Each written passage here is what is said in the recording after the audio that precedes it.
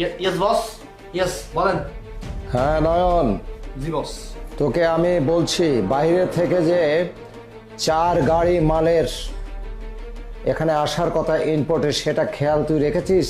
ওখানে boss. কিন্তু জি বস। ওখানে কিন্তু 20 লক্ষ টাকার অস্ত্র আছে। ওটা যদি মিস হয়, কোনোভাবে অন্যের হাতে, পুলিশের হাতে পড়ে, তাহলে কিন্তু তোর সমস্যা। শোন, জি বস। ওই যে বাড্ডার যে নেতাটা, সেই নেতাটাকে তোকে করতে বলেছিলাম, এখনো কেন করিসনি? বস বস আমি চেষ্টা করতেছি বস। আর শোন, ওই যে গ্যাংকে পাঠিয়েছি বাংলা, ওখানে 20 জনকে ওখান থেকে লকারগুলো ভেঙে টাকা বের করবে, তার খেয়াল রেখেছিস? বস আমি চেষ্টা করি স্যার।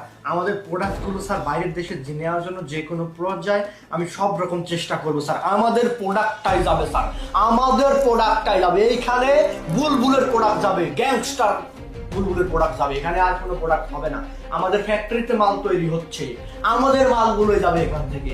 দ্বিতীয় কোনো মাল এই দেশ থেকে রপ্তানি হবে না, আমি আপনাকে কথা দিলাম। হ্যাঁ, এই কথাগুলো যেন তোর খেয়াল থাকে। বাড্ডার ওই কোম্পানিও আপনার কোম্পানিকে মাল দেবে স্যার, আমি ম্যানেজার বলতেছি স্যার। Okay, thank you.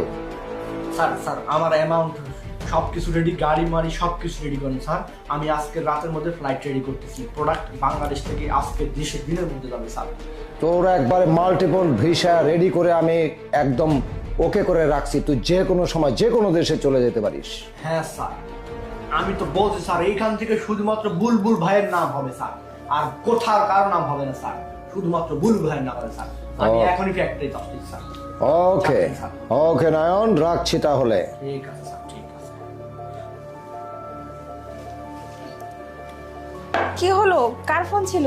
ও আমাদের কোম্পানি স্যার ফোন দিয়েছে, মানে স্যার খুব খুব প্রভাবশালী লোক, তো উনি বলতেছে যে কোম্পানির প্রোডাক্টগুলো আজকের দিনের মধ্যে ডেলিভারি করতে হবে, না হলে সমস্যা, শিপ চলে যাবে। তো আমি আসি। হ্যাঁ শোনো, বলতেছি, তুমি এখন তো অফিসে যাবে নাকি? হ্যাঁ অফিসে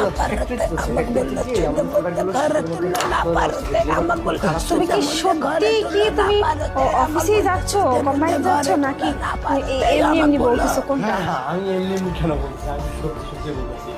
দেখো না, তুমি কিন্তু আমার কাছে মিথ্যা কথা বলো না। এইভাবে তাকাচ্ছ কেন আমার দিকে? আমি তো সত্যি সত্যি বলতেছি স্যার। আমি মিথ্যা কথা বলতেছি না। আমার কি হচ্ছে তোমার? তুমি আমার ছাড়ো। আমার মনে হচ্ছে তুমি কোনো অবৈধ কাজের সাথে যুক্ত আছো। কি বলছো তুমি? আমি কেন অবৈধ কাজের সাথে যুক্ত থাকবো? হ্যাঁ, কারণ আমি সবকিছু শুনে